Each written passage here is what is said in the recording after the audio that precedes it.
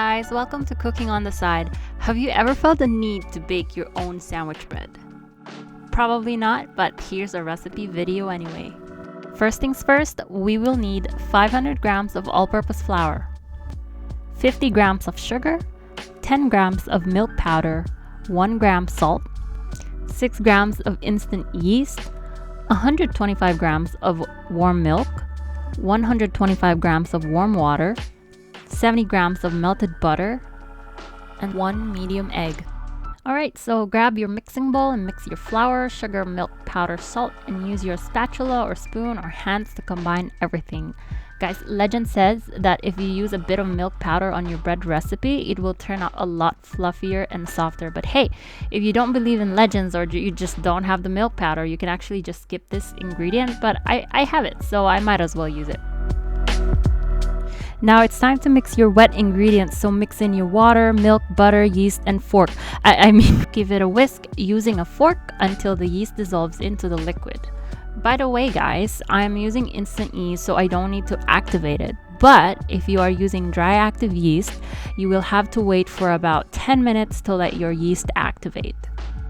And also, don't forget to add the egg. I gave that another whisk just because I would like the egg to be beaten too.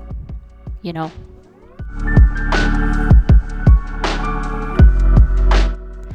So now that you have your wet and dry ingredients mixed separately, the next step is to combine them. So go ahead and pour in the wet ingredients onto the dry ingredients and mix them with a spatula. Or your hands. You can also use your hands.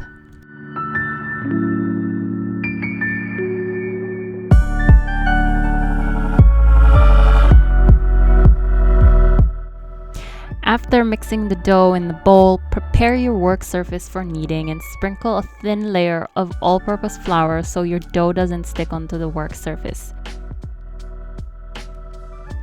Kneading usually takes about 10 to 15 minutes, but honestly, you'll know you're done when your dough is all smooth and elastic. Alright, so after kneading, you're gonna wanna form that into a ball and put it in an oiled bowl for its first rise.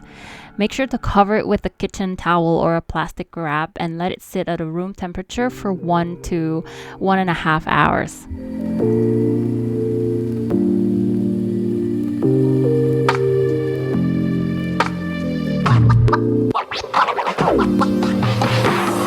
After an hour and a half, it should have doubled in size from all the air that has developed, and we're going to release all that gas and then place the dough on your work surface for shaping.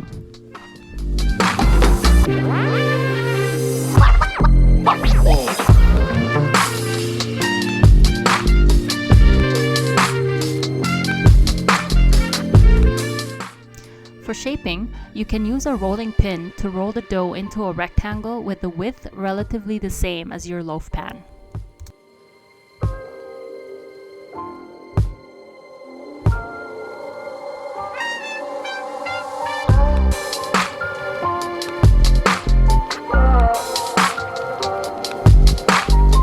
Next, roll the rectangular dough from one end all the way to the other end like a burrito.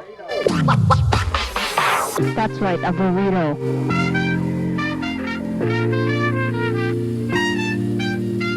And then place it onto your greased baking pan and let it rest uncovered for its final rise for another 30 to 45 minutes.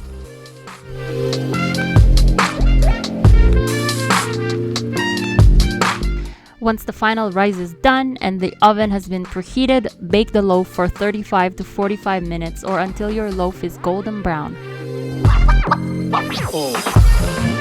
And after baking, place the fresh loaf onto a cooling rack to cool down before slicing.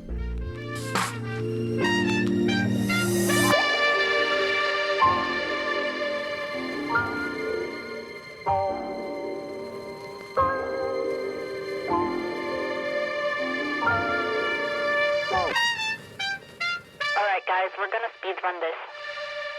For my grilled cheese, I am using mayonnaise instead of butter for spread. Spread that mayonnaise evenly on the entire surface of the slice of bread all the way to the edges. If you need more, add more.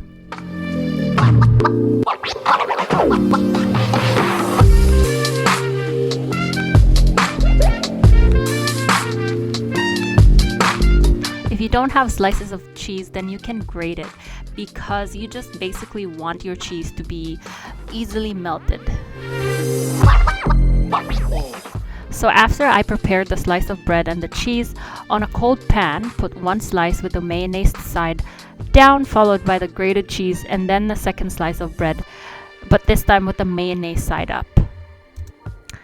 Turn on the stove up to medium heat and wait for 2 to 3 minutes, guys. 2 to 3 minutes.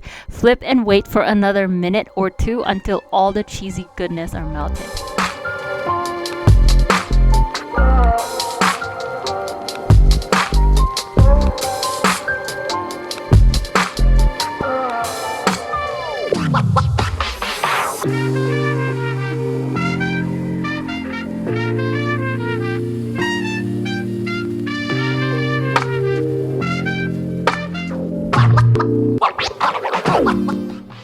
Thanks for watching, guys. If you like this video, click like and subscribe to our channel.